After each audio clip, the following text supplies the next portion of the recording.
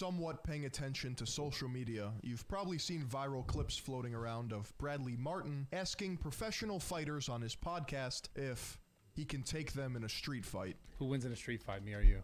I'd like to think I have the skills to be able to kill you. What are we boxing? No, we're just fucking fighting in the street. Damn. I got a couple of tactics, bro. Rob, who wins in a street fight, me or you? You're really. I would beat you you weigh like up. 110 pounds. Dude. Yes, I'm smaller than you. That's. Hey man, I would beat you up easy. You can beat me in a street fight? Huh? You think you beat me in a street fight? You in a street fight? Yeah. You're a podcaster, brother. Even in a street fight. I'd beat the fuck out of you in a street No, fight. I would kill you, bro. He thinks because he's 260 pounds of solid muscle, he has a chance to beat professional fighters who are significantly smaller than him in a street fight. If you've been browsing Twitter or TikTok and you see a comment saying, but he's 260, that's where this is coming from. Today, I'm just gonna have some fun breaking down how these hypotheticals would or would not play out. And maybe you can learn a thing or two about fighting. I don't know. So I've been boxing and or fight training for almost a year now. And in the grand scheme of things, that's nothing. But it has given me a completely new perspective on how these situations would play out. One of the main things it taught me is humility. And when it comes to combat sports, there's a few golden rules that you'll find out rather quickly. Number one, there's always somebody more dangerous than you, unless your name starts with a John and ends in Jones. Number two, never underestimate somebody based on what they look like. And number three, your muscles can be important, but probably not in the way that you think. I think it's important to note that Bradley Martin is semi-self-aware about the fact that his question has become a meme, and he, in fact, cannot take every fighter that he challenges to a street fight. But at the same time, he gets very defensive and assertive that he, in fact, would win these fights. You think so? Nah, you really think so? No, I'm 260. I said probably you up. You think a 150 pound I think realistically. To me, it seems obvious. It's a quest. Smells like lavender. Feels like tranquility.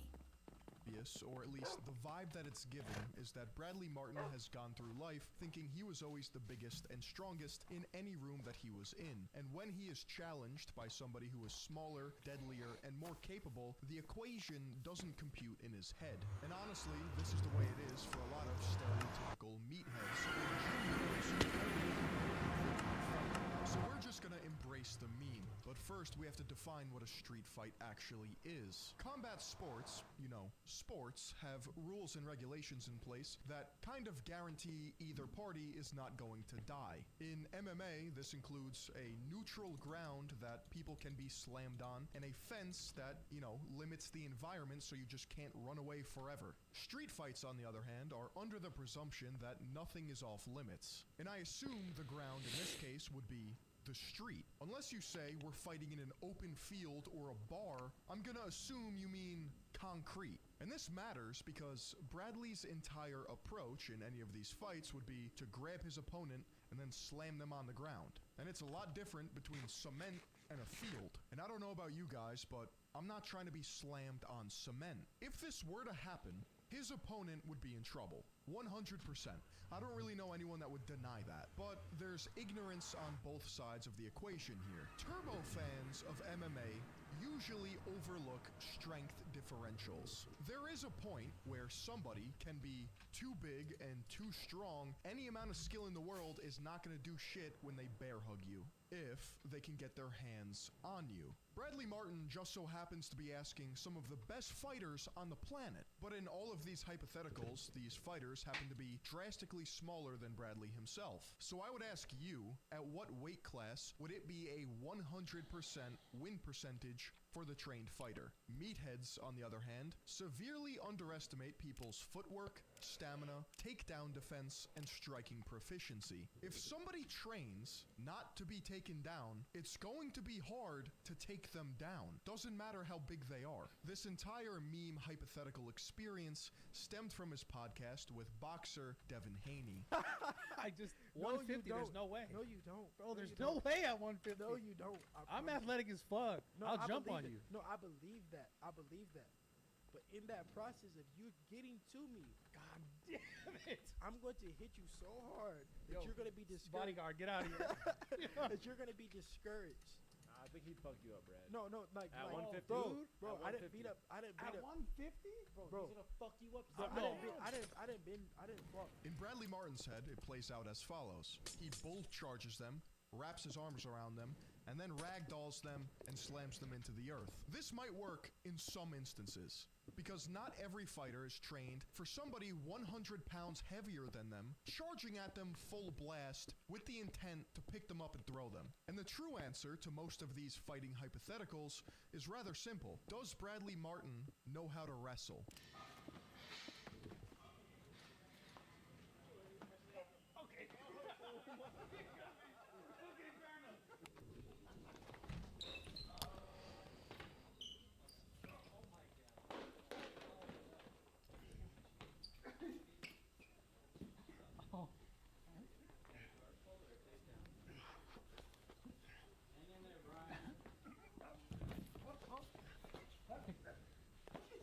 Oh, yes. Oh.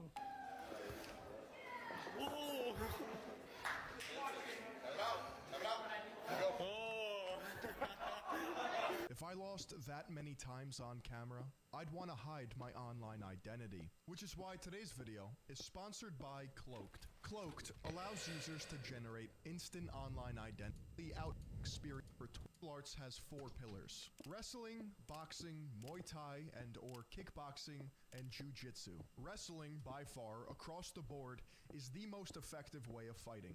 It's not something many people want to admit, but it's the truth. Statistically speaking, since the dawn of humanity, wrestling has and always will be overpowered. I didn't write the rules. I wish that wasn't the case, but it is. I would even go as far as to say a D1 college wrestler would absolutely make a joke out of some of the best strikers in the world. Muay Thai would have better odds against wrestling than, say, boxers, and I think Jiu-Jitsu guys would just get overwhelmed. That's not to say strikers never outclass wrestlers, or strikers themselves can't be proficient at wrestling. It's just a generalization that wrestling is dominant in MMA, and it favors brute strength over other characteristics, which would play in Bradley's favor. If you want my opinion for the best discipline to learn for a street fight, it would be boxing or Muay Thai. And that's simply because these two disciplines have the most answers for an environment such as a street fight. We're talking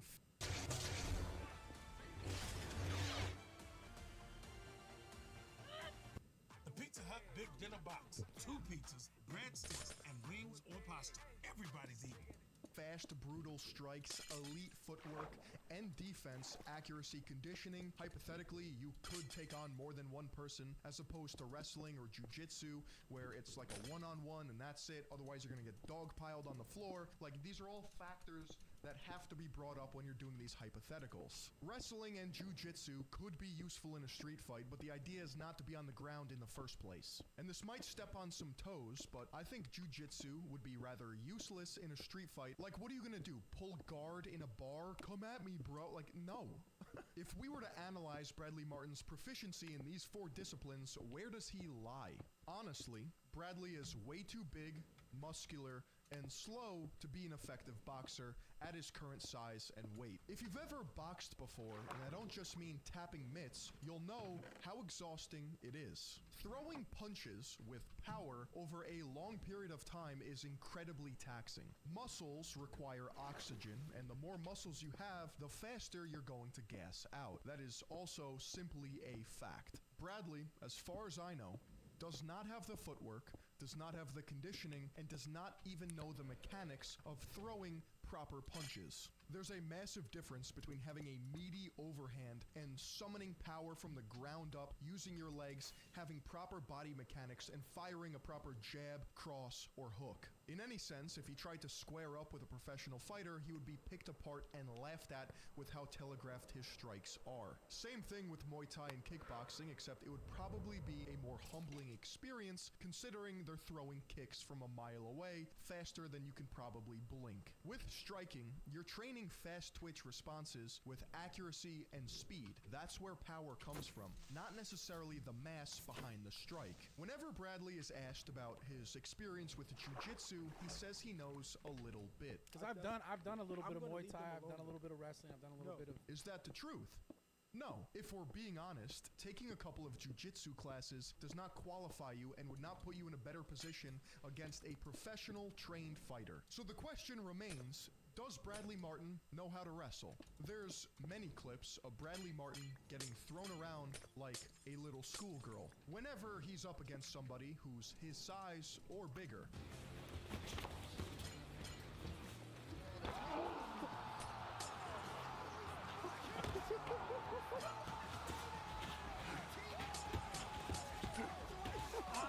Strength, without a doubt, can be helpful in fights, but gym strength does not translate to fighting one for one. Just because you can deadlift a truck or squat a mountain and bicep curl 135 does not mean you can throw a powerful punch.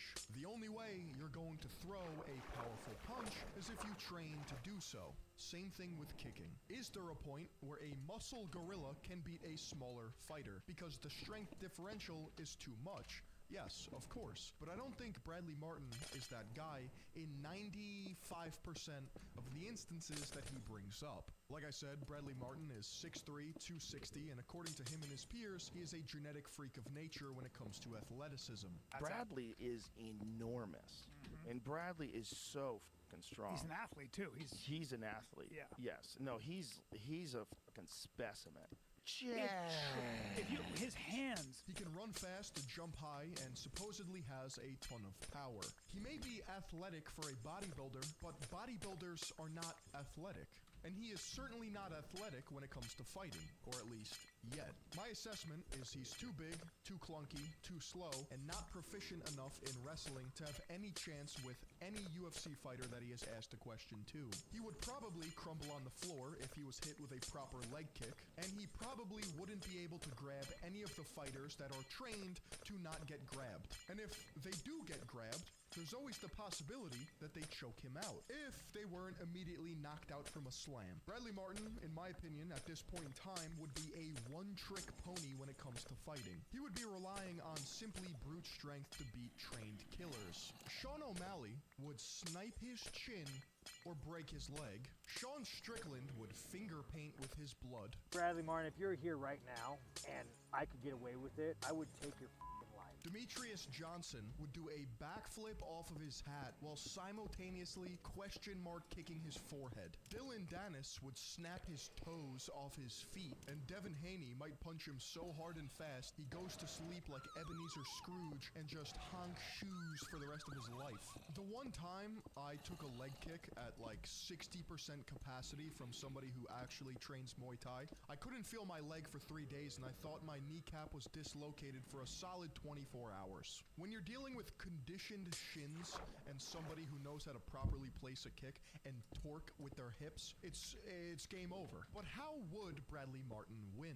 First, he'd probably have to lose 30 to 40 pounds. Sacrifice muscle mass for endurance and speed, become proficient in any striking discipline. Boxing would probably suit him better than Muay Thai or kickboxing based on his mechanics, and then couple it with wrestling. Then, and only then, would he be a serious threat to any of these fighters. Because a big, fast, strong, trained person is just about the deadliest combo you can have. Instead of hypothetically seeing who you could beat in a fight, why don't you hypothetically sign up to the Third Eye Global Patreon? There, you'll get every video early, as well as an invite to our member-only Discord.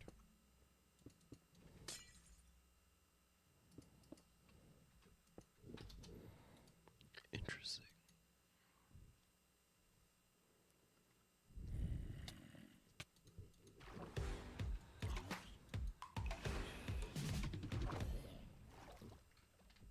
So Israel Adesanya has finally given his response to his loss to Sean Strickland at UFC 293. It's been a while, but finally he has made his response on his YouTube channel, and he did a long, in-depth breakdown of his loss to Strickland. I'm going to pick out some of the key points, break them down. In all honesty, I'm going to say this before I even get into the video.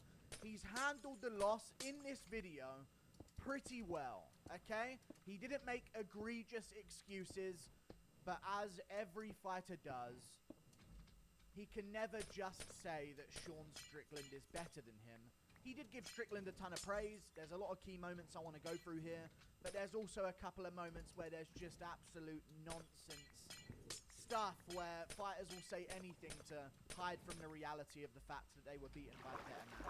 So let's start straight away here at 2 minutes and 21 seconds into the video. I've got a ton of things to go through, so we're going to make this one quick. Listen up. This is his analysis after re-watching the fight, by the way. That wasn't that bad. So it was just like, the way I felt in there was different than how it looked. How did you feel in there? How did I feel in there? How did I feel in there? Like a bad dream. Like, you know, one of those dreams where you... Lucid nightmare or something? Like, just like, what if it's a nightmare? Like, nightmare is like, oh shit, fuck. It's like there's never just it was like a bad dream out there. You know, one of those dreams where you're like, and it's just like these different ways that he's going to get into describing that he was outboxed by Strickland and marched down for 25 minutes after being knocked down in round 1. You know what I mean? And then even David Adesanya comes out and says, like a lucid nightmare? And he's like, not a nightmare, because that would give credit to Strickland if he was feeling like he was in a nightmare, right? So it had to be a bad dream, which is a nightmare, by the way. But no, not a nightmare. No, that sounds like Strickland's getting praise for something I'm saying. It's just funny to see. There's a lot more. It gets way more interesting as this video goes on, but I wanted to point out some of these moments early on and just take away some of the key things that he said about his loss to Strickland and how he felt about it, because we didn't get any of this after he lost at UFC 293 and walked out of the press conference after a minute of showing up. That's what I felt like. I was projecting.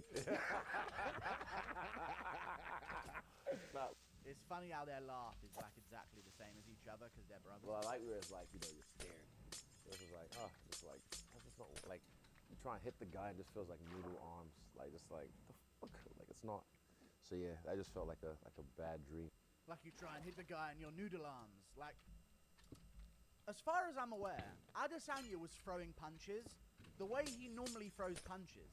The difference was they were all missing. You know what I mean? So no doubt they felt weird. It's just like, I felt like I was throwing noodle arms at him. It was just like, ugh, what's going on of these noodle arms that I have? Like his arms turned into noodles in the middle of the fight. No, you just didn't land shots. You landed some, but you just didn't land the ones like that would have finished Sean Strickland or got you momentum back. And it's just weird how the fighters have these little ways of getting around saying that. You know what I mean? Like, you missed a record amount of shots for your fighting style and the way you normally fight. You missed a lot of them because of Strickland's great defense. But I just felt like I had noodle arms out there. Like my arms were made of noodles when I was throwing punches at him. Like, ugh. You know what I mean? Like, they just can't say it. It's so funny to me, watching fighters do this. But then again, I cope about picks being wrong. So I can't really talk. But, yeah. Just, it felt like this whole video was like, what excuse can I make about this? How vague can I be about my excuses here? But he did take it quite well. He actually cleared up quite a few things about when Dana was like diminishing Sean Strickland and other moments like that. Go slow. How did it feel? Surprisingly fast. Surprisingly, I didn't even know it was the last round. I was like, is this the last round? He's like, the last round. I was like, fuck. I was like, okay, like, vámonos. Like, you need to do something. So That's interesting to me to hear him say that. To say that he didn't know it was the last round, and it's like, is it the last round already? Like, the fight was just slipping away from him, like subconsciously to him. Like it felt like one long round, I guess, of just like maybe that's how much Strickland was frustrating and demoralizing him, to where he like had this like coping like system of like, I've got 10 more rounds, don't worry. Like he's trying to sort of get himself through it by saying he's still got more time to make a change. I've still got more time to turn this round. Oh my god, it's the 5th round, what? It was also interesting to hear him say that he's like, in the 5th round, he told himself, right, you've got to get going, you know, you need to make something happen here. And in the 5th round, it was one of his worst rounds, and he backed up the entire time and watched Strickland walk him down and land a lot more shots than maybe any of the other rounds outside of round 1. But yeah, it was just a... Yeah, probably. I wasn't... Yeah, it was just, yeah. But again, this is also the way he worked. This is it. So, he does do a little bit of... Wait, I thought it was Friday. I thought I told him Friday I would go. Because Friday I gotta work at 5. Well, and Pretty sure I told him Friday, actually. with a little bit of praise for Strickland, which is good, and I wish Dana White would have gave some of that. But I mean, I as well. guess For the way I could fit he it in worked, tomorrow. He just never let me get into my rhythm at Let's all. talk about it. Yeah, what are some? Yeah, that's good. I like that. I like that he actually said that, you know, respect. Because everyone was just saying, like, oh, Adesanya just looked terrible off. And he is saying, like, I just felt a bit weird out there. But then he's given some kind of valid reason as to why. Like, Strickland never gave him space in the entire fight. There was no chance in the middle of the round for Adesanya to just step back and go, all right, how do I make an adjustment here? It was constantly like, oh God, he's still going at me. Oh my God, he's still throwing at me. Oh my God, he's still right there in front of me. There was no like 10-second breather moment that he would have gotten against a Vittori or a Robert Whittaker in their rematch, or you know, like a 10-minute breather moment that he got against Yoel in their fight, because there was not a lot of action there either. Like, there's no time to think. Everything's done instinctually, and when that happens, it's hard to make those mid-fight adjustments, and he speaks about that later in this video as well. We move on. One of the things. To another moment at 3 minutes and 54. But just wasn't able to like just get my rhythm because of his pressure. He was right there constantly, and whenever I was setting him up, because he's right there, then his coach would help him, and I'd be like, fuck.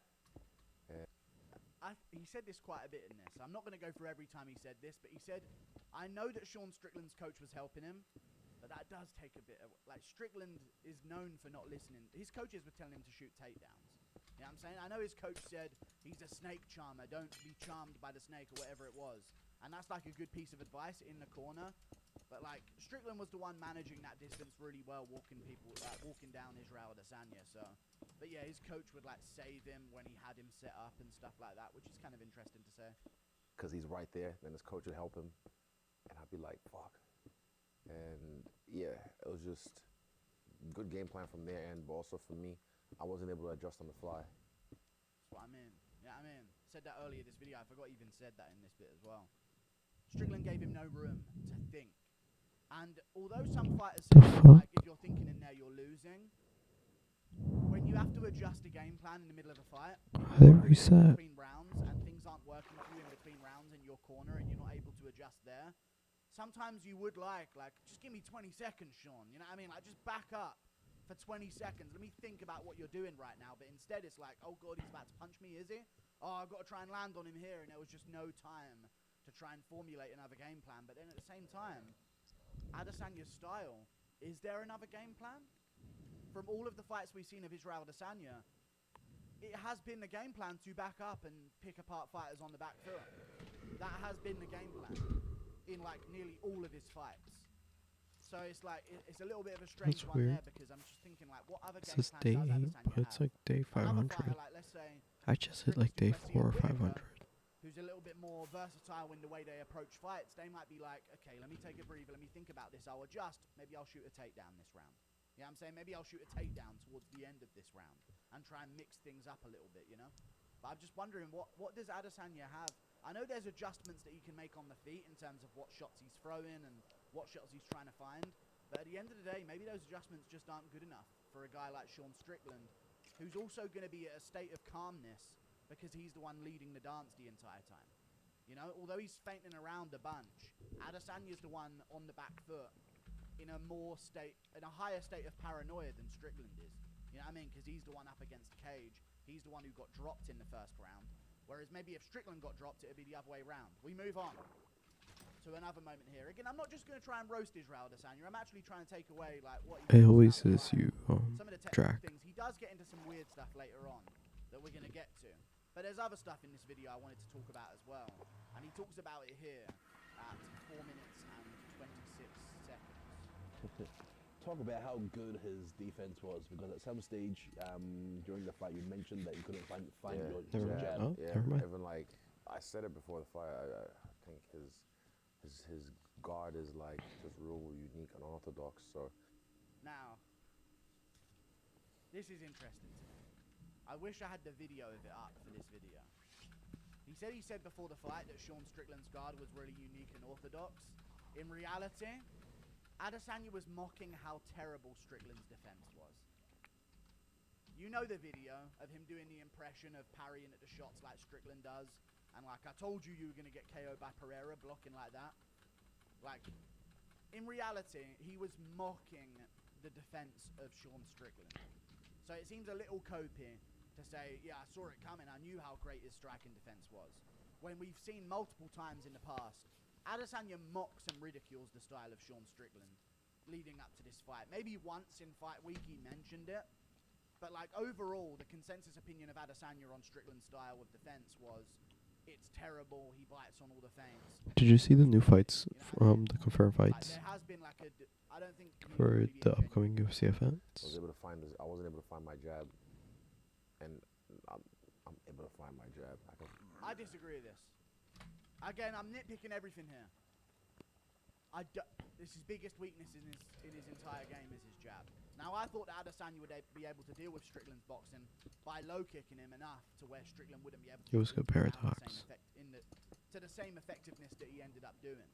Because I thought the low kicks were going to be a problem. That's the main reason I picked Adesanya. I've said for a while, Adesanya's boxing is the weakest part of his game, and his jab is the weakest part of his game. He has not got a jab. He's got a massive reach advantage over most of his opponents. But yet in his fights, the main problem we've seen him have was against Whittaker, Jan Blachowicz, and now Sean Strickland. And if you compile all of those fights and see what his opponents did well, they were jabbing at him. You know what I mean? They were throwing... Why is that hard there? I can't read their lead hand out there at him quite a bit with a reach disadvantage. The Whittaker sub. out-jabbed Adesanya in their fight with like a what, 8 Thank you. I hope you're having a great day too. I don't know what the last part says. It's like blocked out. Had a bit of a reach disadvantage, not as much as the other fighters. I think he's got a 78 to Adesanya's 80. But he was out jabbing Adesanya all night long as well and landing that lead hook. It's the lead hand that's always given Adesanya problems. So I think that's something that he does need to directly work on in his game and not just say, I just couldn't find my jab, but normally I find my jab all the... You know, I know how to find my jab. That might be something that Adesanya needs to rewatch in his fights and go, this is a weakness I have. I don't find my jab good enough. You know what I'm saying? He finds his left hook counter, and he finds his straight right hand quite a bit. And other than that, it's the kicks that make his game so good. We'll find the chin. I'm very confident in that, but yeah, it was just his guard was just good. It was good defense and good offense. Well-rounded game. There we go. At least there's some praise hidden in between some of the comments that he makes about this fight in reaction to it. We move on to another moment here. The rhythm. That's not what Eugene said. Yo, like move, Eugene just pretty much out of position. He's talking about what Eugene told him Thank happened in between round 1 and 2 when he got knocked down and what he thinks happened when he watches back the knockdown. He disagrees with Eugene saying it was just being out of position. When I look back at it now, it's just his timing. The 1-2 was offbeat, up, and just got me in between. And the rhythm, it was good. It was a nice shot, clean. And the barrage as well, I was like, oh shit. I like this, you know what I mean? He's actually giving, like, it's not just... Adesanya, there's been fighters that would literally sit in this position and go, you know, lucky shot. You know, these guys land lucky shots. And, you know, you fight long enough, someone's going to land that Hail Mary. You know what I mean? There are fighters who would be coping in this way. But at least he's saying, you know what, it was a good off time in 1-2. I tried to time his jab with my left hook counter, but he caught me on an offbeat and threw the right hand a little earlier than I expected him to, and it caught me in the middle of my left. Alright, I'll see you, Drac. Good night. And that's good to hear from him, you know? I'm not just going to make this whole video slandering him. There are some weird stuff I do like to pick apart because I am that type of person. I'm that pathetic of a person. I like doing this, but at the end of the day, he's handling some of the moments quite well, and he's being honest with himself, which is a good sign if you're an Adesanya fan on how he's going to adjust. But there's some things he does need to think a little bit more about, I think. Clean. And the barrage as well, I was like, oh shit, he's pouring it on. I was like, he's really punching me. I'm okay, ref. But it was just, I was literally, I was like, this motherfucker's punching me. Like, yeah. I don't think that's what happened. I don't think he was laughing in his head about, this guy's really punching me right now. Thumbs up, ref. I think he was genuinely like, oh god, am I going to really lose my title right now? You know that. So this is a bit of cope. You know what I mean? No way you were laughing in your head like, oh my god, this dude's really punching me right now. You know what I mean? Like, no. You were clearly on, you know, you were really shitting yourself after that right hand landed. And you could see by the sort of franticness of which he tried to get back up to his feet. And he was covered up for, you know, I've rewatched that knockdown a few times. He was actually covered up for a really long time before he gave that thumbs up, you know. Like, honestly, I've rewatched Knockdown a lot now. Trust me, I've seen enough Sean Strickland edits with the US flag emerging from the background and gunshots and eagle noises. Every single punch he lands. He landed a lot, you know. Like, a worse ref. If that wasn't a title fight, and they stopped it just before he gave the thumbs up, I don't think many people would complain about that. You know what I'm saying? They'd be like, maybe, but, you know, but because it was a title fight, they let it go on. I don't think he was laughing about the fact that he actually got caught in the middle of it, though. That seems like a little bit of coke. We move on to another moment at 7:07 into the video. Right around here. What's going through your mind as you feel the fight slipping away from you? As I feel the fight slipping away. I wasn't even scoring the fight, but I just knew, like, nigga, you're losing the fight. But in there, it was just like I said, it was just, felt like I just felt like my arms were just like noodles. How did This is I hate this! Just say, I hate this. Your arms did not feel like noodles out there, dude. You were throwing punches the way you always It was throw Kano, punches. bro. It was the They guy. had snap on them. Like, I was worried for Strickland watching the fight live. I know people are, like, happy for Strickland now, but even Strickland, people that picked Strickland that were like, I'm being proven right, were thinking, oh, God, like, these are getting close, and these are big shots that he's throwing here. He was throwing snappy, good technique shots. Yeah, with or snap at any on them, point, I think he Strickland, could have, like, but they were all missing. So it's slept not him. like, It's oh, my just, arm felt as he like was, noodles, there was I no mean, snap in my Strickland was just so shots. good Like, I don't defensively. like that, man. I don't like that. That's some dumb excuses that I just don't like hearing. Felt like my arms were just like noodles. How did you feel warming up in the back? It felt better. I have felt better in the back when I'm just like, fuck, I'm sharp. But yeah, I don't know. Like, assuming that he didn't feel sharp in the fight. It's a weird one, man. I don't like that. You know, my arms felt like noodles. It's just such a lame, like, I don't have an excuse, so I'll go with this one. You know what I mean? Like, you had pop in your shots, you had sting, you landed some, and you stung Strickland a bunch. But, like, if those punches landed, would they not feel like noodles? Maybe that's just what it was. Maybe he's just not used to missing that much with his punches. So it's just a foreign feeling to him, and he was like, God, my arms feel weird. I'm missing all the time. Just in there, just felt like a bad dream. And it's, my arms were just noodles, like had no snap. But he did. But there was snap on those shots, you know what I mean? But there was crisp counter hooks coming Strickland's way. There was big power shots coming Strickland's way. But he got his arms out there with his weird defense that works, got his Philly shell on, and never took it clean, and moved out the way of a lot of them. Maybe that's just what it is. Maybe you like get sort of like you start to dissociate with your own arms if they're not landing on the opponent. Maybe the feeling of throwing a punch and having it land, it like makes it feel more real that was a punch. But then if you're missing so much, you start to just end up sort of losing sensation in your arms a little bit, you know what I mean? Because they ain't made contact with anything for a while. It hasn't felt like a real punch. It hasn't felt like you hitting pads or you landing shots in sparring or hitting the heavy bag. You know what I mean? Like, it probably just felt like a weird and loose, like there's no like realism there to his punches because he's missing everything. I disagree. I thought his punches did look sharp. They just didn't look on target. I know, like, it just felt weird. At one point, I was just like, I knew it was like, I gotta finish this guy. I gotta finish this guy. Oh, and I tried. Tried is crazy. Set him up a couple times. Yeah, he defended it well. There you go. So you didn't set him up then. You know what I mean? It's like you didn't set him up if he's defending it well.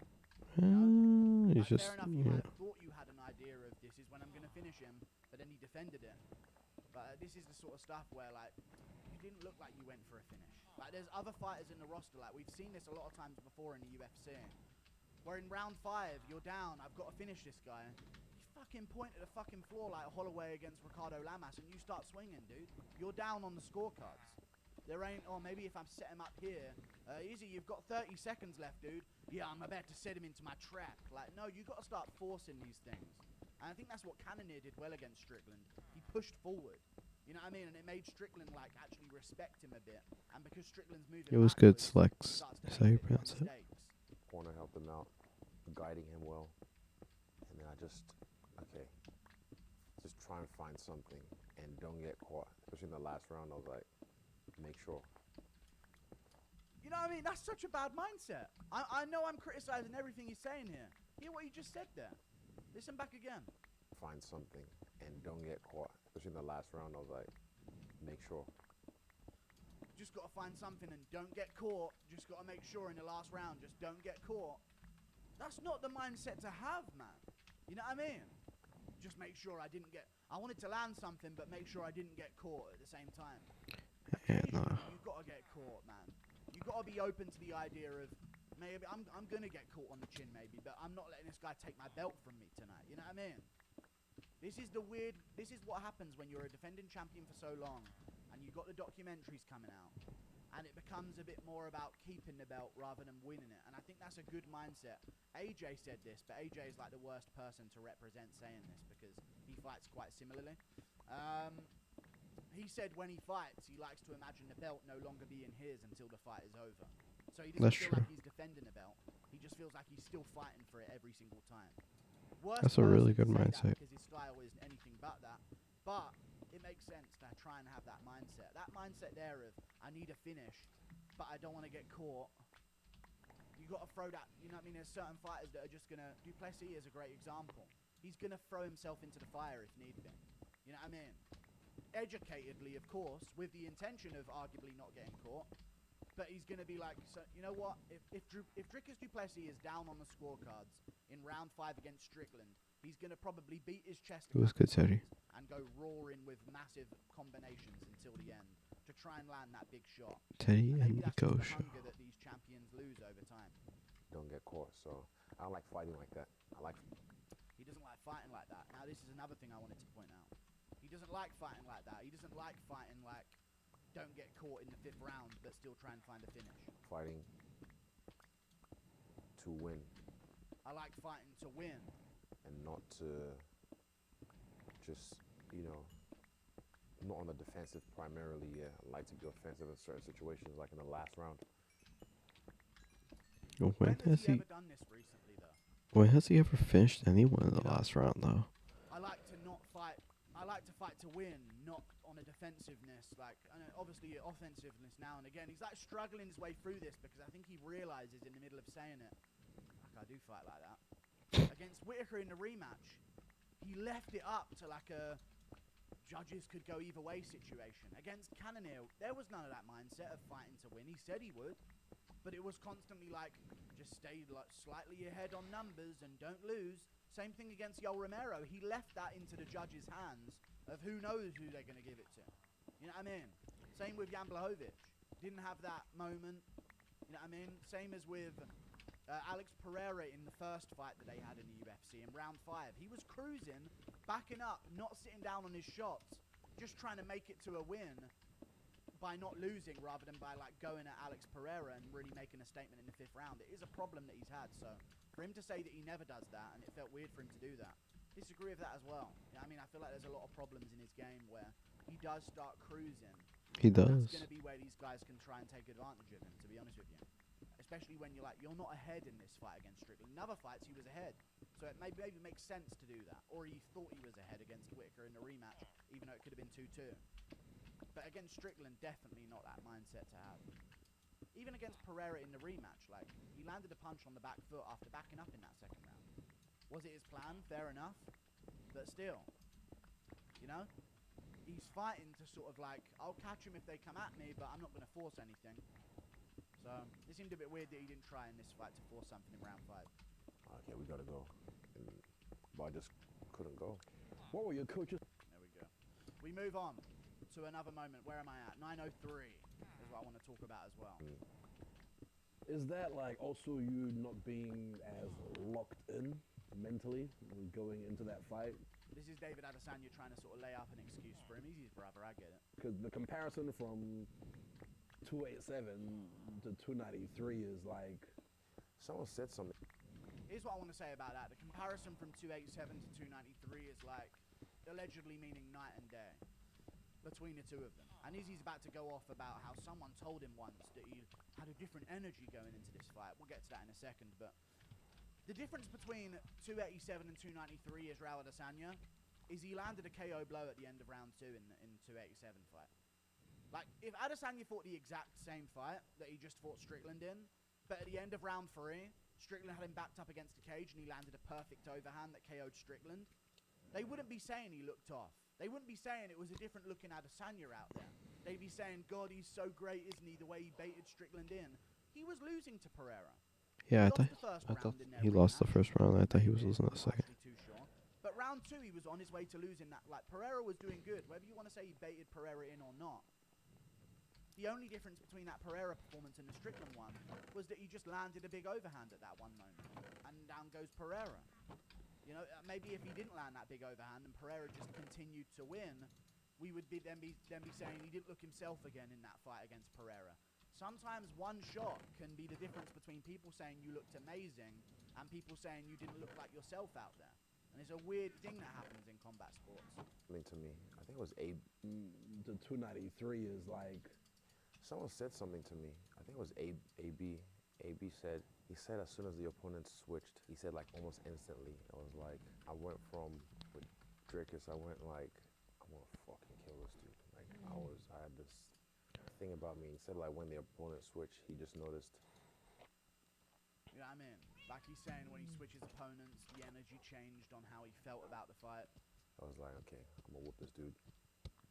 So I went from, this guy noticed it about me. I went from I'm gonna kill this dude to I'm gonna whoop this dude. And he noticed that energy change in me. And I'm like, what is this?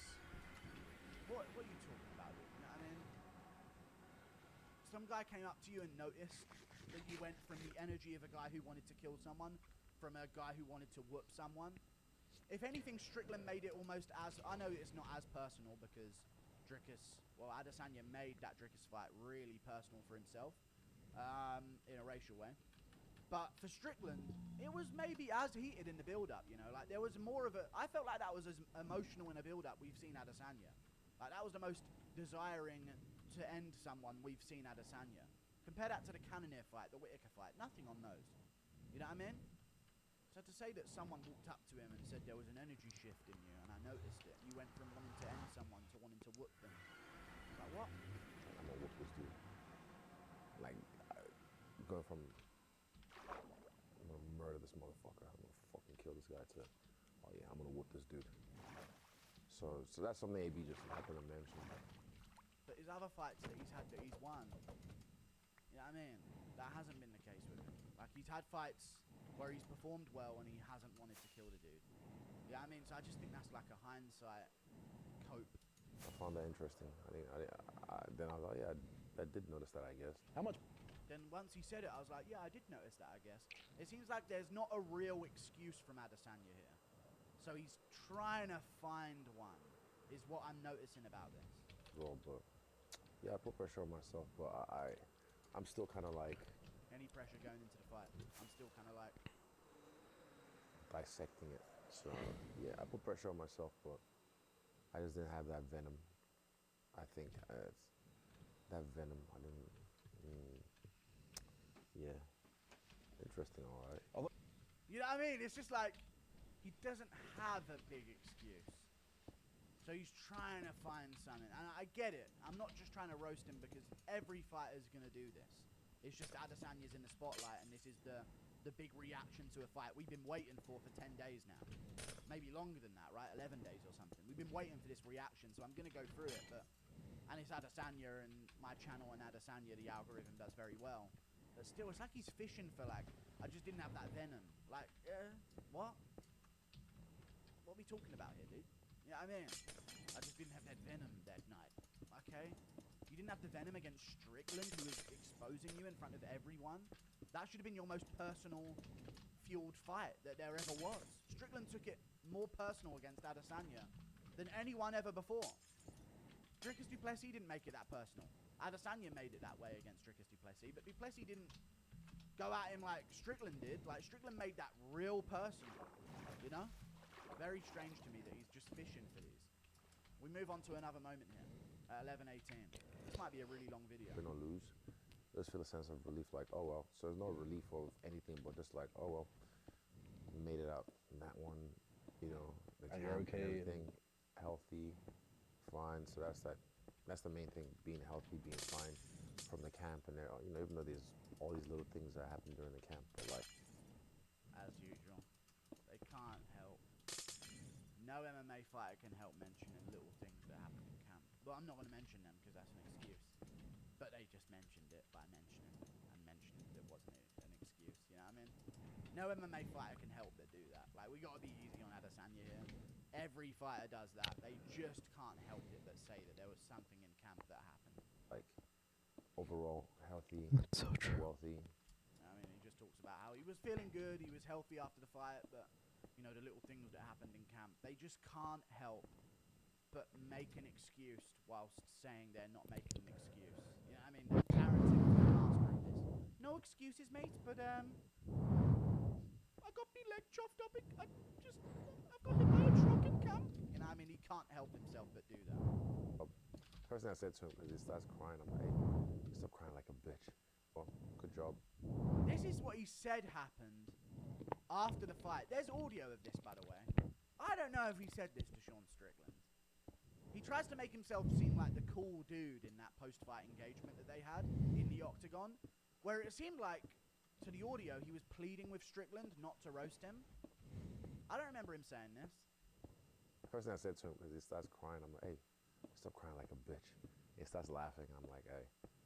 And then we talked about, yeah, other stuff. I was like, don't bring my family into this today. And he's like, I'm sorry. And yeah, changed his tune at the post-fight though. It's weird. I was like when we have like a real moment and it's genuine, it's like, oh yeah. I don't think it was genuine, though. I don't think it was genuine.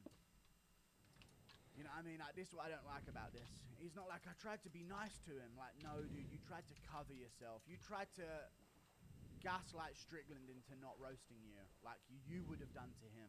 And I made a whole video about this as well. I don't like that from Adesanya. You know what I mean? I really don't.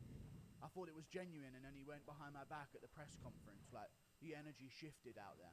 It was very clear that in the cage, you sort of took advantage of Strickland's emotional moment to try and get through to him not to roast you at all costs. Like, you gaslighted him not to roast you. You know what I mean? That's what you did. And you would have roasted him back. There would have been memes. You would have danced, TikTok danced over his grave. All this stuff you had planned for Strickland. I bet you he would have crawled around on all fours, lifted up one leg, and fake peed on Strickland while he was unconscious on the canvas. This is the rich stuff this is real rich from Adesanya, because we know how he treats opponents that he defeats on, like, that have a personal beef with him. You know what I mean? He goes all out in the trash talk afterwards, so let Strickland do it back to you, dude. What's the problem, man? He's a politician. Yeah, but He's a politician. Like, what? If anything, Mr. Adesanya is the politician here, you know what I'm saying? Vote for him. Or don't. Please, God, don't vote for him. But even still, Strickland's a politician. If anything, Strickland's one of the most real fighters on the roster. He was just in his feelings in that moment because he just won a world championship. And Adesanya gaslit him after the fight and made him feel sorry for him. But still, it's just like, I guess he has to keep up appearances. But You know what I mean? Like, what? Like, Strickland's this fake guy. No, he's just a trash talky guy on the mic. That's who he is. If anything, Strickland, who won the belt, was like just not himself. If anything, you know what I mean? That wasn't like the real him. That just moment of absolute emotion was like took him out of himself for a bit and was like, hang on, let me really appreciate. I'm the world fucking champ right now. This is crazy. Like, the craziness of the moment took it out of him. But every other Strickland is who he really is. I feel like, anyway. So for him to call someone else a politician and to call someone else saying they're putting up an act, that's real rich coming from him. I just find it weird how you have a real moment and then, like, it's all good. Keep it real. Sorry, I can sense the cope and despair in his voice. He talks about his opponent, his teammates' victories that they had on the same card, and I want to talk about this bit as well, where they talk about the post-fight shower. Did they really talk about the post-fight shower? I'm not sure if I remember that, but we'll see. Dana said you looked slow and flat in there. You know, a lot of people, the general consensus was that's not Israel the last time with that Adesanya. I want to say that's not the general consensus. The general consensus is that Sean Strickland had a great performance and won. The people paid by the UFC's opinion Bisping, in other people that have put out videos like this. Bisping, anyone on the ESPN desk as well. Their opinion is that it wasn't a real Adesanya, and Adesanya's fans as well. The general consensus is, wow, Strickland had an amazing performance. That's the real consensus, you know? They saw at 293. You know, your last 3 fights, UFC 281, 287, 293. That's 3 title fights in the last 10 months. You know, everyone praises you for being an active champion. And he starts going in about how Adesanya's so active. Sean Strickland was more active going into this fight, you know? 11 months. Still. Yeah. But yeah, I think that makes you, I mean, that makes you the most active champion in UFC history. I'm pretty sure you are. How much of a toll does it take on you physically and mentally? Going in there, back-to-back camps. It does. Yeah, it takes a toll, but again, like I said, I'm human. I understand what I have to do to get back to who I am. And you know what's funny as well? What? I understand what I have to do to get back to who I am. Like, who I really am. That wasn't me in there. But before he lost, his activity was always the thing he praised himself on. I'm so good because I'm active. I'm so good because I'm in there so much. I'm comfortable in there. And that was every person's perception of Adesanya's activity, was that this is why he's so good. It's because he's fighting every 4 months, every 5 months. He's not taking a year out and coming back to a whole new division. That's why he can get these matchups that don't entirely make sense, like Strickland stepping up and Marvin Vettori getting a rematch after beating Kevin Holland on short notice. Because he's so active, he can start working down the division rather than constantly taking on number 1 or number 2 every once a year, you know what I mean? But now he lost, all of a sudden the activity is the problem, even though Strickland was more active. It's weird. So a little bit, like, you know, they chirp, they delight my demise and whatnot. But it's funny how they all say, like, if I face that version of Israel, if I face that version of Israel, it'd be this, it'd be that. Oh, I'll kill him in 2 rounds. And it's funny how, like, my, you know, opponents and stuff will like to say that version of Israel, and that version of Israel. I'm like, well, you understand who I am then, which is good. Yeah, exactly. You understand who I am, so yeah. I feel like that is a little bit of the opponent saying that he didn't look himself, but I think it's also because when there's a champion that's been around for a long time. I'm not going to say dominant champ, because I don't think he was. But when there's a champion who's been defending in close decisions for a very long time, in competitive decisions, 2-2 in his last 4, 1-2 in his last 3, 4-3 in his last 7. When there's a champion that's been doing that for so long, and he's been at the top for a while now, they can't accept the fact that someone beat him other than them. They've had their eyes on him for the whole time. They wanted to be the one to beat him.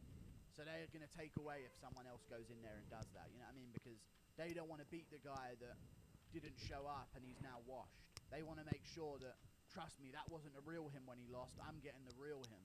That's just an opponent stroking their ego a bit, trying to say that, you know, when I beat him, it's going to be the real Adesanya. Because I bet you they won't be saying that that wasn't the real version of him when they beat him. You know what I'm saying? They'll only say it when Strickland does. 1835. Last moment in this video. How the training camp went and things to do differently. How was your training camp leading up into this fight? And are there some things that you could have done differently? This is crazy. I shouldn't have made the video this long, but I wanted to make an in-depth breakdown. We've been waiting for this for 12 days. Yeah, definitely. Are there some things you would have changed in training camp?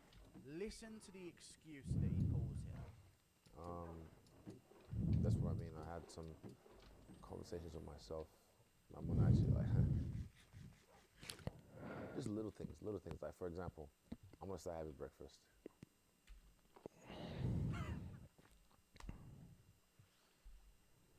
It was the breakfast, of course, dude. Yeah, that's just the little things that were going wrong in camp. You know what, I might start having breakfast from now on. Are you fucking joking me, dude? Don't fucking pull that shit out, dude. Don't act like that's a fucking factor, dude. You know, if I had my Weetabix, I would have knocked him out in round 2. I mean, is that really a thing we're doing here? Just little things in training camp. The fact that these are the excuses, I'm telling you, means there wasn't a real excuse. The fact that he's like trying to fish for anything. I only had 1 bowl of Cheerios that morning. I should have had 2, like I normally do. This is crazy to me. I'm gonna start having breakfast. Really? That's been the problem this whole time? Only when you've lost did you realise that you need to start having breakfast. But when you beat Pereira by KO, when you beat all these other guys at middleweight and nearly became the middleweight GOAT, it was... the no breakfast thing was okay? That was fine back then? Just little things. Like, for example, I'm going to start having breakfast before I train. Like, little things like that. I'm like, okay, at this level, you have to... Even though the camps, they get better and better, more dialed in with things I do. But then now I'm like, okay, we've had this result, so what else can I do to change to better myself? Certain things I'm gonna do, and yeah. I want to say this. When you're doing this, you're coping with a technical flaw. You know what I'm saying? That's what this is. Boxing is his weakness. I think he needs to take time and set up some proper boxing fundamentals for himself. That's what I really think Adesanya needs to do. He won't do that, though. Here's what you need to do. And I'm not a fighter, but this is just a rightful way of fixing problems. If the same thing has got you the results all these times, it doesn't become a problem because the result changed. There's like a, what's it called, independent and dependent variable, and a dependent and independent factor for like a test that they do, an experiment that they do.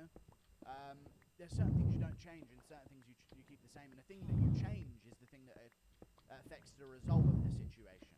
So it's not like you've been having breakfast this entire time and now you're not having breakfast and you've lost. Then I would get it. But you've never been having breakfast, allegedly, according to you. But now you've lost. It must have been that breakfast I wasn't having.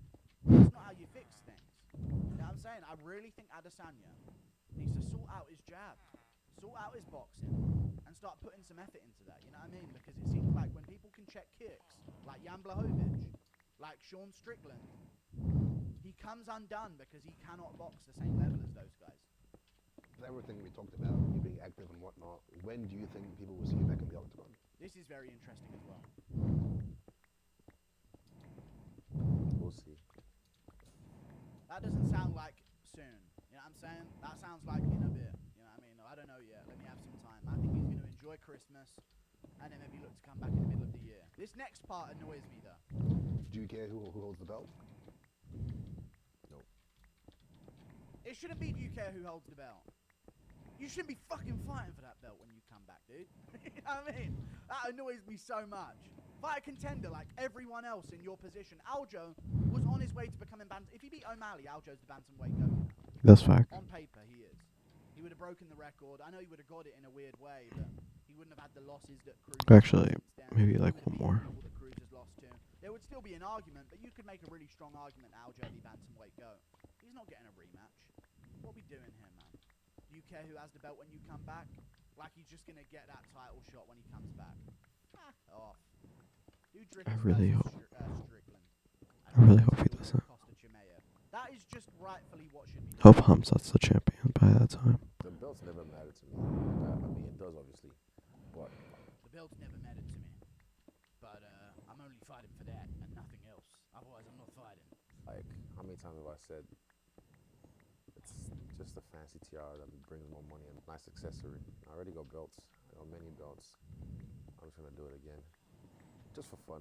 Just for fun. You know. We'll see if he can. We'll see if he can become the 3-time champ of middleweight. Long video. If he comes to a 3-time champ, yeah, I don't even know. Probably would be the middleweight GOAT. Like right now, it's not even a debate. Like he's not no more. Like on that trajectory. See you later. Goodbye. Like he's not on that trajectory no more. But if he did, and then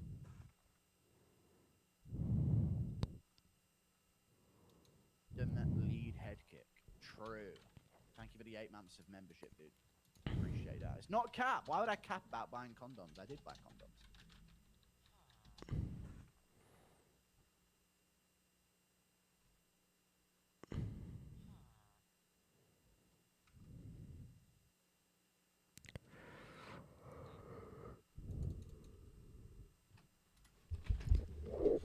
Everything I do here to be great on Sunday. Football. Guys, it is the best time of the year. Barbell's annual free hoodie sale is here for a limited time. Get a free stealth hoodie with any order over $99.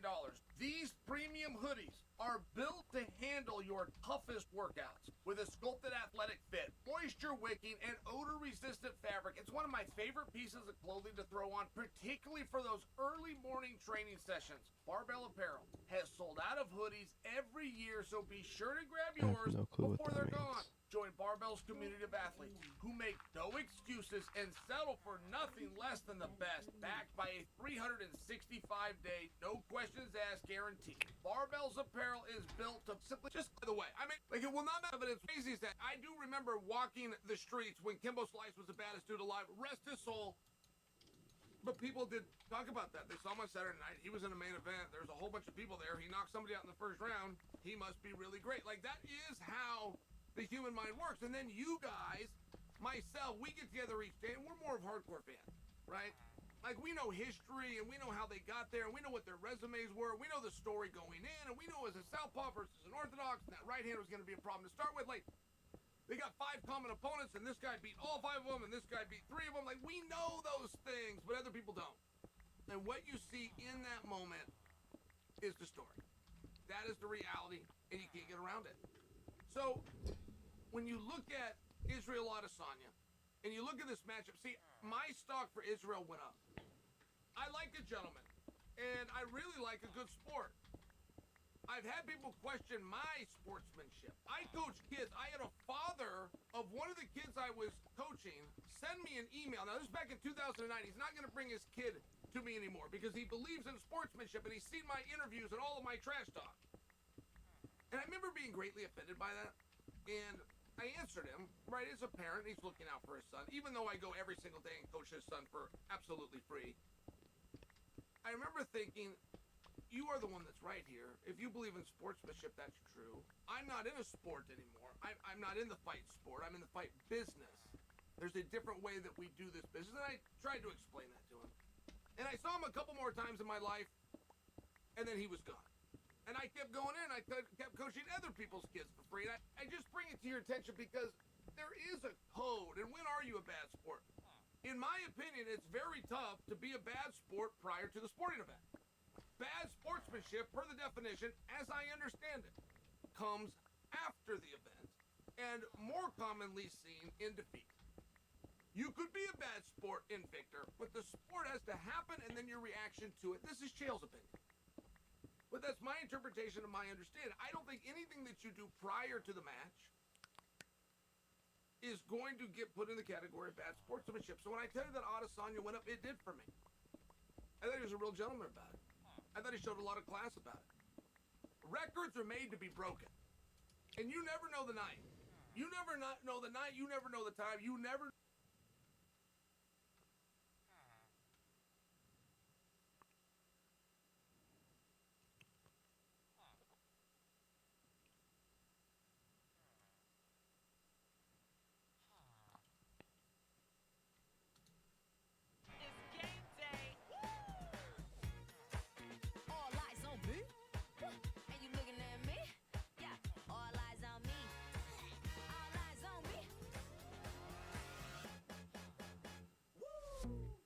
You want an investment opportunity as diverse as the economy of Texas.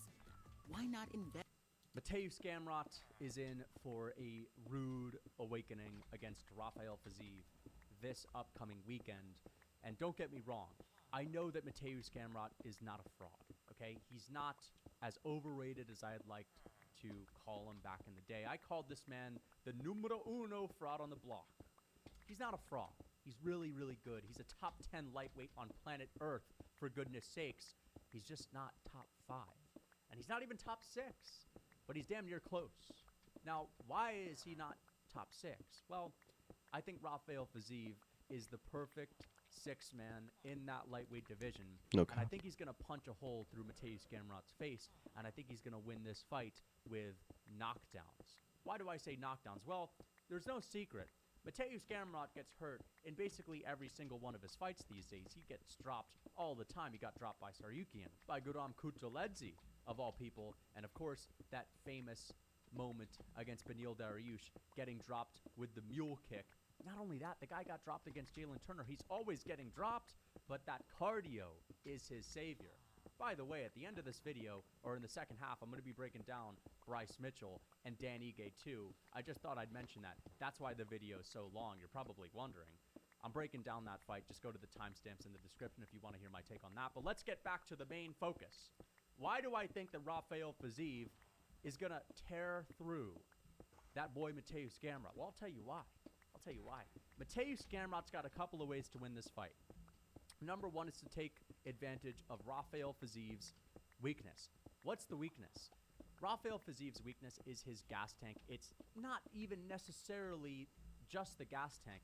It's the way he manages having a average gas tank, all right? It's nothing crazy. If he had a crazy Merab-like gas tank, it doesn't matter how you manage it. That's how we get Merab. But my point is, look at the Justin Gaethje fight. Perfect example. Or the Bobby Green fight. Bobby Green fought the ego of Rafael Fiziev. Very early on in that fight, started talking shit to him, started jawing at him a little bit. Rafael Fiziev, he's a younger fighter at the time. He wants to prove a point. He has a chip on his shoulder, so he turns up the heat, eventually tiring himself out a little bit more, making him an easier target without as much sting on the end of those shots in the third round. So we see Bobby Green start to tee off on him. Against Justin Gaethje, I'm sure Rafael Fiziev went into this fight with a beautiful game plan. But it's that classic, everyone's got a plan until they get punched in the mouth. That's what happens when you get punched in the mouth by Justin Gaethje when he starts to have success. Rafael Fiziev started to slow down, and that's ultimately why I said Justin Gaethje might go out here and win that fight. And not only did he win, it was actually pretty damn close. That's credit to Rafael Fiziev. It actually makes him look even better that he had a close fight with Justin Gaethje. If we're really thinking about it, looking at Justin Gaethje right now, that's probably the best pure striker in the lightweight division. I mean, for goodness sakes, I hear people telling me these days that Gaethje takes out Volk and he knocks him out. He would have a chance. I'm not saying he beats him, but he has a chance. I think Volk takes him down and beats the fuck out of him. Exposes his whole air. Pause. But you know what I'm getting at. Exposes the weakness of Justin Gaethje. Back to Rafael Fiziev. I've seen him mismanage his gas tank multiple times in his career. But the one time in which I saw him take on a truly relevant opponent to this matchup, and I'm talking about the RDA fight. RDA shot 16 takedowns. He landed 2. Now, unlike RDA, okay, Mateusz Gamrot is in his prime. He's at his peak. All right, he's training at Coconut del Rio, Florida. He's training with Dustin. He's training with the boys over there at American Top Team. A lot of good grapplers. He's at his peak. He's got amazing cardio. That being said, again, RDA had 14 of his takedowns stuffed. And in a 5-rounder, okay, against a guy that doesn't have devastating power, against a guy that's not going to be out here talking shit, jawing at you like Bobby Green, Rafael Fiziev was able to fight a perfect rhythm, okay? Now, there is going to be a difference with someone like Mateusz Gamrot. He's going to shoot a little bit more than RDA. RDA doesn't chain takedowns together like Mateusz Gamrot. But Mateusz Gamrot, if he gets it stuffed, he'll be right back on you. Here's the thing, though. How did Rafael Fiziev win that fight? He picked RDA apart when he would close the distance. And he damaged RDA badly in that fight and ultimately KO'd him in the 5th round when he tried to close the distance. I always see Mateusz Gamrot getting hurt. I've seen him get dropped time and time again. And the difference between Jalen Turner and Rafael Fiziev in this matchup is that Rafael Fiziev has that stubborn, stocky build. And I really do think that those stubby, stocky legs of Rafael Fiziev are going to pay dividends with his takedown defense. Not only that, he proved good takedown defense against RDA, who's a pretty decent grappler. He's been training for Islam Makhachev from the get-go. If you've ever even heard a Rafael Fiziev interview, all he ever talks about, for goodness sakes, is the fact that the number one guy on his mind at all times is Makhachev. Even before Makhachev got the belt, Rafael Fiziev would go out here and say things like, I don't care about Charles, I'm training for Makhachev. You already know this guy's drilling good takedown defense. And he trains out of Thailand. We have a lot of guys out there that have phenomenal takedown defense. Volk used to train there, great takedown defense. Piotr Jan trains there, great takedown defense. And my ultimate point is that Rafael Fizie's takedown defense is amazing. And even if this fight gets to the ground, this is really what we're getting at. Mateusz Gamrot, yes, he can submit a past their prime, washed up, small 145er moving up with a last desperation effort in Jeremy Stevens. He submitted him with ease. But other than that, I have yet to see Mateusz Gamrot dominate anyone on the ground and sub them with ease, or just manipulate them to the point to where he can really dominate them. He has a hard time keeping people to the ground, keeping people on the mat. He had a really hard time keeping Scott Holtzman on the mat. He had an incredibly difficult time keeping Jalen Turner on the ground early on in that fight as well. And I haven't seen the level of control that is needed for me to bet on Mateusz Gamrot keeping down the stubby Rafael Fiziev that's been training for Islam Makhachev for forever, that just went tit for tat with Justin Gaethje, has a granite chin, is not going to be worried about the power of Mateusz Gamrot. And there's one more point that I need to make. What's the difference between this matchup and the Jalen Turner fight, which was also very close? Because there are a lot of similarities to it. Good striker, Jalen Turner, tough, good chin, has a lot of power. We already saw him have a close fight with Mateusz Gamrot, but it wasn't his cardio. I'll tell you that much. Jalen Turner did not get gassed out in that fight. This is what it was. Mateusz Gamrot can get in on the inside of Jalen Turner and not have to worry about a serious threat of being punished. As long as he works around the range and the long rangy weapons of Jalen Turner, he's in a place where he can be a little bit safer. You know what I mean? With Rafael Fiziev, you not only are at a high risk of getting fucked up with kicks at kicking range, but if you're trying to close the distance, it's like, okay, you're not really getting past this long reach to where you're in a safe range, because he has these short, stubby limbs that he can catch you with big hooks in the pocket. And I think that's where Rafael Fiziev is most dangerous. I mean, he caught RDA with knees in that fight, flying knees with big hooks, and that's ultimately what was part of the finishing sequence. I think that Mateusz Gamrot's going to have to close the distance, and when he closes that distance, that's where Rafael Fiziev is most dangerous. And because Rafael Fiziev knows he's fighting a grappler that has to take him down to win this fight, I think he's going to be reserving his energy, especially because there's not much of a power threat coming in his direction. You know what I mean? Like, he doesn't really have to respect the power of Mateusz Gamrot that much. And let me say this about Gamrot. I actually think he's probably just as good of a striker as RDA at this point in his career. I think he's a slightly better grappler, but Rafael Fiziev is improving too. Mateusz Gamrot is getting a little bit better, but ultimately, I think that the power of RDA is a little bit more significant. And I think it's going to be a very similar fight. I do not see any kind of one-shot KO potential from Mateusz Gamrot. I do not see an ability of him to sting Rafael Fiziev. And ultimately, even if he does close the distance, it's going to be a bitch to get Rafael Fiziev down, who's proven to have good takedown defense, that has that stubby build. And also, he's putting himself in significant danger as he closes the distance, because Rafael Fiziev's got those stubby, stubborn hooks on the inside, and he's got a lot of power in his hands. Now, I think his power, to be honest, has been a little bit overrated by some people throughout his career, because people have been able to take it every now and then. But again, I think Rafael Fiziev, 5-rounder, is going to make it a point to conserve his energy and to kind of rely on landing the shots that count. And I think the shots that count in this fight are going to be the body kicks, they're going to be the leg kicks, and they're going to be the hooks and the knees on the inside. And I think that those are the difference makers in this fight. I think that he does have the power to drop Mateusz Gamrot, a guy that's gotten dropped left and right in basically all of his last previous fights. And I just don't see Mateusz Gamrot having the best ability to submit Rafael Fiziev. Where's the finishing potential? You know what I mean? It's like, sure, he put away Diego Ferreira up against the fence with a knee, but Diego Ferreira is like, yeah, he's all right. He just flatlined Michael Johnson. He's okay. He's a decent grappler. I'll give him that. He's a good grappler. Very good grappler. But let's be honest, guys.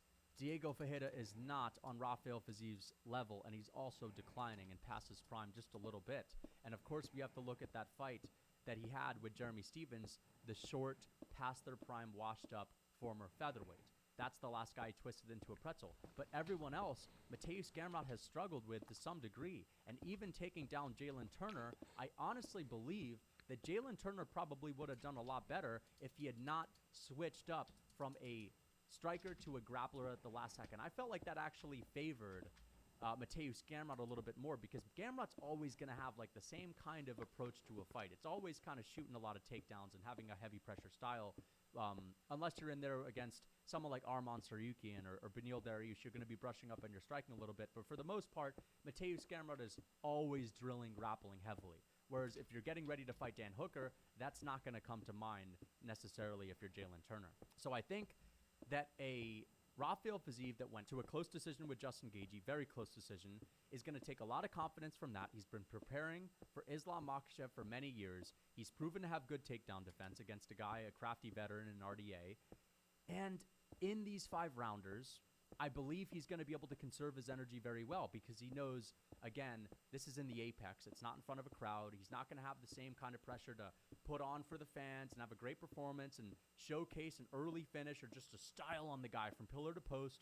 He's not going to have someone jawing at him. He's not going to have Justin Gaethje, a guy with that level of power, punching him in the face to make him forget his game plan and just try to fight, just try to brawl. I think this is going to be a perfect environment for a really good performance from Rafael Fiziev, and I think he's going to drop Mateusz Gamrot multiple moments in this fight. He will get taken down. I don't see the finishing potential on the ground as being that significant for Mateusz Gamrot to where I'm just going to pick him to submit Rafael Fiziev. I'm not.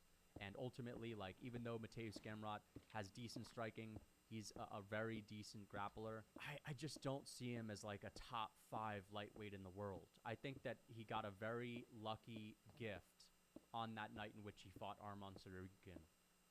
I don't know why I just said his name like that, Arman Saryukian. I think he got gifted a decision. I actually had that 49-46 for Arman Saryukian, so I'm going with Rafael Fiziev. Maybe a 49-45 for Rafael Fiziev, honestly. I'm going to go with a 49-45. I could see Gamrot maybe stealing a round, but that's about it. So I'm going to go with Rafael Fiziev by a 49-45 decision. Not that dominant, not like beating up Mateusz Gamrot pillar to post, but having a couple of knockdowns and just outpointing and outstriking Mateusz Gamrot at moments in this fight. If Rafael Fiziev gets frustrated in this fight and Mateusz Gamrot gets going, I could still see the gas tank of Rafael Fiziev, which to me is just average at best, being his demise. So there is a chance that Mateusz Gamrot could just kind of rack up control time against the fence and land a couple of takedowns around and just have barely enough success on the feet to be able to edge out the rounds. But I don't see that happening. Rafael Fiziev's going to get this done. Let's get on to the next fight. Dan Ige and Bryce Mitchell. I cannot wait for this fight. This is a perfect...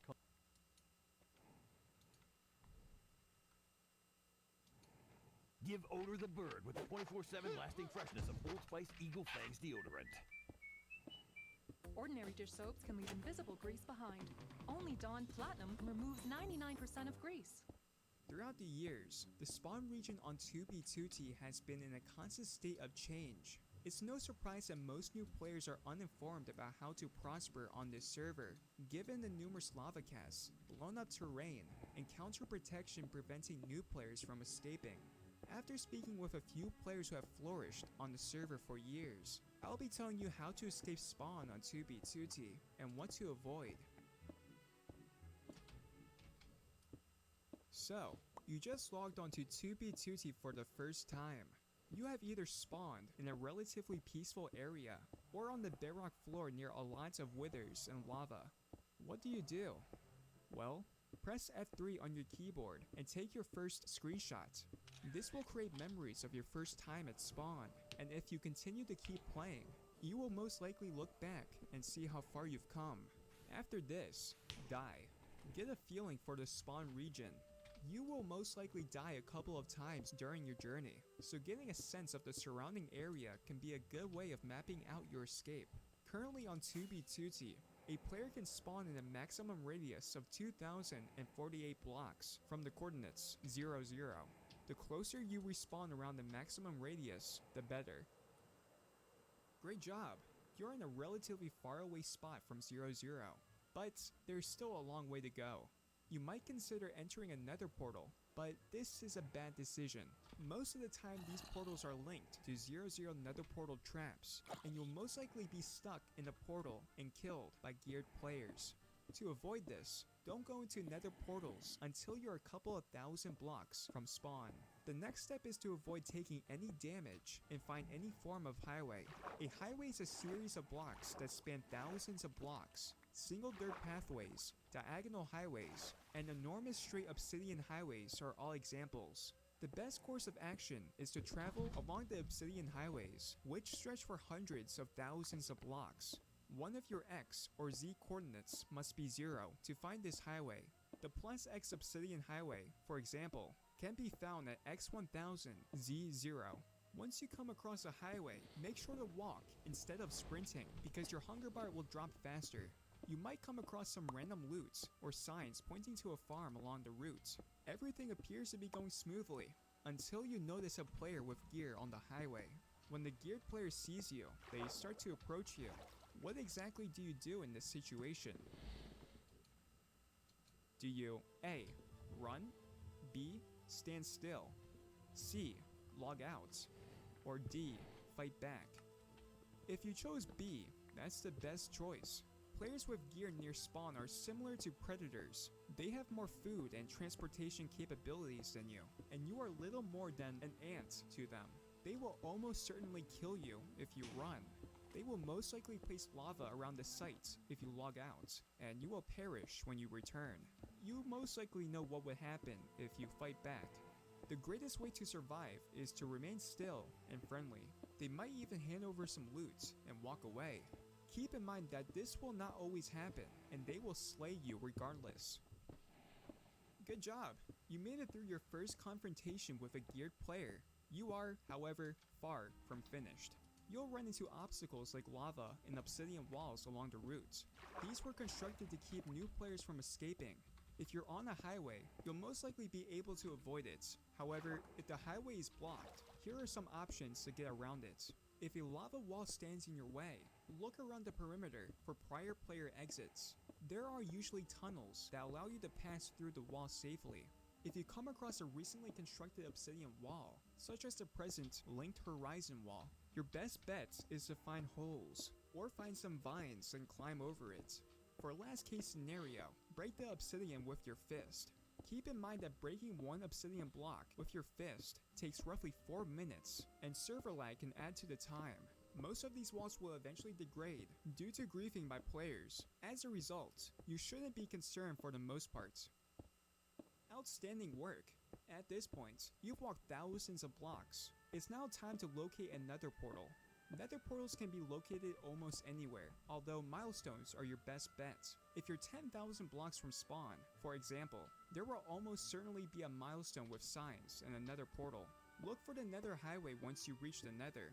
The nether highways run along the axis, as well as diagonally. Nether travel is efficient, since 1 block in the nether is equivalent to 8 blocks in the overworld, allowing you to travel more quickly. The majority of these highways stretch all the way to the world border. However, since these highways are commonly used by geared players, you can go on nearby 2x1 tunnels in the same direction for further caution.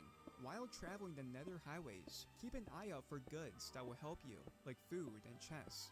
Off-axis nether portals will most likely transport you to fewer or barely populated sections of the world, where you can collect materials like wood and wheat for bread. It's possible that certain portals will lead to farms or even bases. You're quite far out at the moment, but as you reach roughly 7,000 blocks in the nether, animals may begin to appear in the overworld. Congratulations! You have escaped spawn and even constructed your own house and resources. But this is just the beginning. You could create a massive base, join a group, participate in spawn events, and pretty much anything you can think of. That's what makes 2B2T so captivating, and your story is entirely up to you.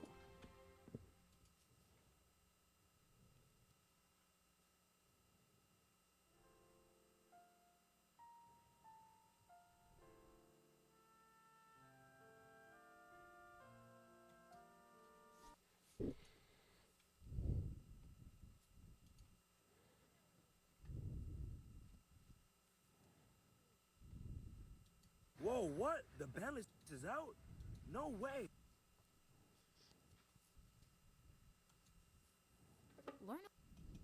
Have you ever felt like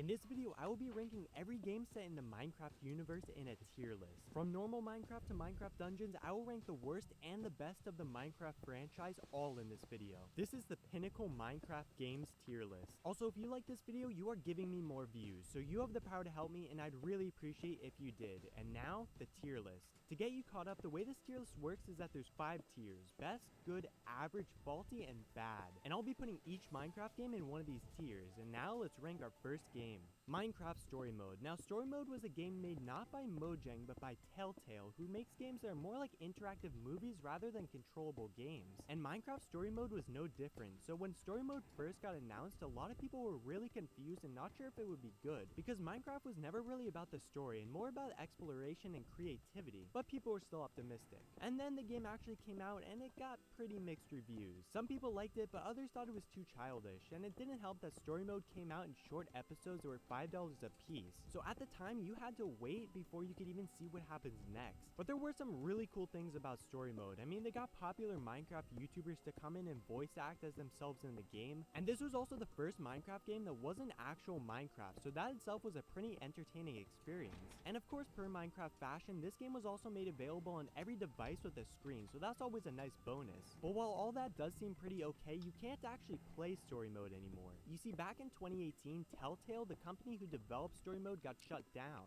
And with them getting shut down, Mojang announced that on June 25th, 2019, Minecraft Story Mode itself would be shut down, and they warned players to download the game one last time before it got completely removed. And then it happened. It got completely removed. Now today, if you want to play Minecraft Story Mode, the easiest way is on Netflix. Yeah, I wasn't expecting that either, but it is on Netflix, although it's been heavily downgraded to make it a somewhat enjoyable experience on there. So it's not even the real Minecraft Story Mode you would find anywhere else. But because of the mixed reception from fans, and because it's extremely hard to even play the true version of the game anymore, Minecraft Story Mode is in average tier.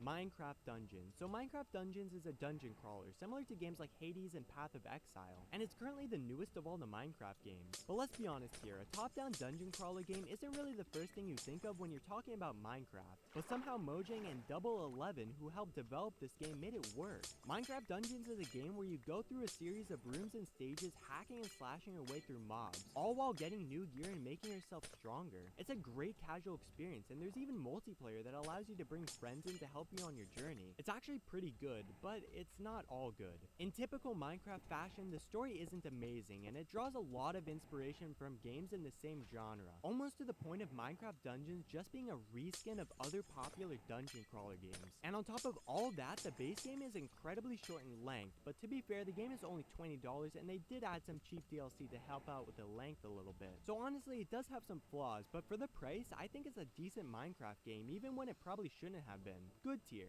Minecraft Story Mode Season 2. Now, Season 2 is really just Season 1 with some extra features thrown in there, and it really just didn't do anything too different. And considering how Season 1 wrapped up the story pretty neatly, I didn't really think we needed a Season 2. And you could really see that in the hype behind Season 2. I mean, I remember hearing everyone talk about Story Mode Season 1, but honestly, I feel like I never heard anything about a Season 2 when it was coming out. Don't get me wrong, it wasn't terrible, it's just that because Season 1 was so meh, then Season 2, if it didn't try to do anything different, was just bound to be forgotten. And forgotten it was. Minecraft Story Mode Season 2 is a faulty tier. Minecraft Earth. Now, Minecraft Earth was a mobile-only augmented reality game that gives you a map of your real-life surroundings and overlays it with Minecraft items and blocks. And if you walk to certain areas on your map in real life, you would get special rewards and can advance in the game. It's basically Pokemon Go, but Minecraft. And that's exactly what people thought when this game got announced. In fact, a lot of people thought that Minecraft Earth would actually defeat Pokemon Go and be more popular than it. But unfortunately, that's not exactly what happened. You see, Minecraft Earth officially released on December 11th, 2019. And little did everyone know, only a couple months after it released, everyone was suddenly advised to stay inside. And clearly for Minecraft Earth, which main goal is to go outside and walk around, this wasn't very good. So now Mojang was stuck with a game that was almost useless. And on top of all that, this wasn't exactly a very hyped up game either. The popularity surrounding this game when it came out, even before everyone was staying inside, was very low. I could only assume Mojang was waiting for that 2020 summer to hit for them to really start advertising the game, because that's when most people would have been outside. But since no one could or wanted to be outside during summer anyway, I assume Mojang just left Minecraft Earth in the rubble. But what about the game itself? Was it good? Well, it wasn't perfect. It had trouble running on old devices and even some new ones. It was also pretty heavy on microtransactions, basically asking people to use real money to speed up certain objectives. But to be fair, that's almost every free mobile game.